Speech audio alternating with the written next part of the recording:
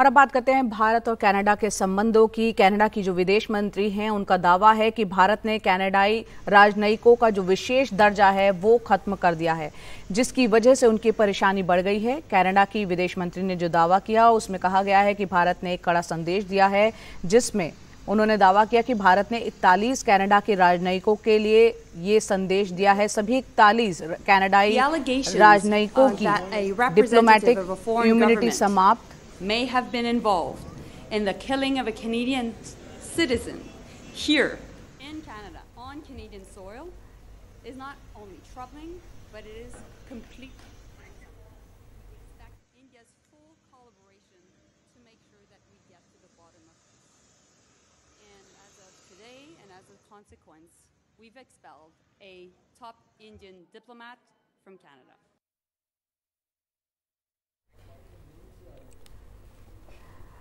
और उमाशंकर सिंह हमारे साथ जुड़ रहे हैं इस पर चर्चा करने के लिए। 41 राजनयिकों और उनके 42 परिजनों पर भी बताया जा रहा है एक तरह से मुश्किल हालात पैदा हो गए हैं। उमा, आपसे समझना चाह रहे हैं, डिप्लोमेटिक इम्यूनिटी जो है आज वो खत्म हो रही है, उसके मायने समझाएं और किस दिशा में अब भारत और कनाडा के संबंध आगे बढ़ रहे हैं। जो कनाडा की विदेश मंत्री जो कह रही हैं उसको लेकर भी, उस पर भी रोशनी डालें। जी देखिए, जब से निज्जर हत्याकांड में कनाडा के प्रधानमंत्री ने भारत के ऊपर उंगली उठाई, उसके बाद से जो एक डिप्लोमेटिक जो एक तनाव जो दोनों देशों के बीच पैदा हुआ, जिसमें पहले कनाडा ने एक राजनयिक भारत के राजनयिक को निकाला, उसके बाद भारत ने कनाडा के एक राजनयिक को निकाला। भारत ने जो है वो वीजा सर्विस जो है कनाडा के लिए उस पर पहुंच कर रखा है। अब जो भारत जो है वो चाहता है कि जो एक पैरिटी हो, एक समानता हो, जो भारत के राजनयिक कनाडा में है उनकी संख्या में और जो कनाडा के राजनयिक भारत में उनकी संख्या में। अभी तकरीबन 62 जो राजनयिक हैं कनाडा के वो भारत में हैं, जो कि ऑलमोस्ट 3 गुना है भारत के जो राजनयिक कनाडा में हैं उनसे।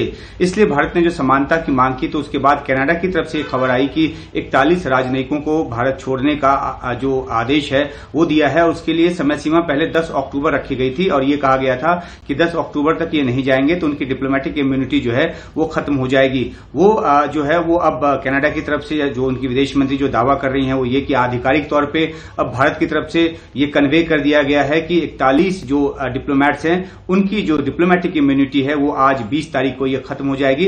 यानी कि अब के बाद वो यहाँ पे रहेंगे तो इंडिया का जो जुरिडिक्शन है वो लागू होगा, यहाँ का कानून जो है वो लागू होगा। देखिए, अंतर्राष्ट्रीय नियमों के हिसाब से जो डिप्लोमेटिक इम्यूनिटी है किसी होस्ट कंट्री में जिस भी गेस्ट कंट्री के डिप्लोमेट होते हैं उनके ऊपर उस देश का नियम कायदा कानून लागू नहीं होता। इसके पीछे मकसद ये सुनिश्चित करना है कि किसी भी राजनयिक को उस देश में उस देश के कानून के तहत प्रोसिक्यूट न किया जा सके, किसी तरह से परेशान न किया जा सके। तो ये एक जो व्यवस्था है वो दुनिया भर में लागू है। तो जो भारत पैरिटी चाहता है वो ये कि कनाडा जो है वो उतनी ही तादाद में अपने डिप्लोमेट्स को इंडिया में रखे जिस तादाद में भारत के डिप्लोमेट वहां पर हैं। अब सवाल है कि कनाडा को ज्यादा संख्या में क्यों चाहिए यहाँ पर जो डिप्लोमेट्स, क्योंकि कनाडा में बहुत अधिक संख्या में तकरीबन 1.6 मिलियन यानी 16 लाख के आसपास जो है भारतीय ओरिजिन के जो लोग हैं वो रहते हैं, उनके रिलेटिव यहाँ से आते जाते रहते हैं।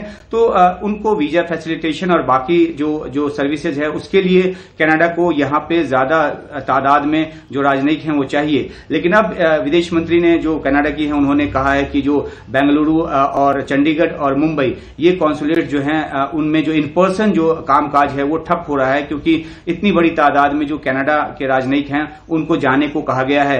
भारत ने साफ कहा है, भारत ने जो हमारी सूत्रों से बात हुई उन्होंने साफ कहा है कि भारत ने कभी भी एक्सपल्शन की बात नहीं की है, वो सिर्फ पैरिटी की मांग करता रहा है, समानता की मांग करता रहा है और इस दिशा में लंबी बातचीत चली है। लेकिन जो भारत इस बात को लेकर बिल्कुल एक जोर देकर कह रहा है कि कनाडा के राजदूतों को, कनाडा के राजनयिकों को जाना पड़ेगा, क्योंकि वो इंटरनल यहाँ पे जो भारत के जो अंदरूनी मामले हैं उसमें वो दखल करते हैं। सबसे बड़ा आरोप भारत की तरफ से लगाया गया है।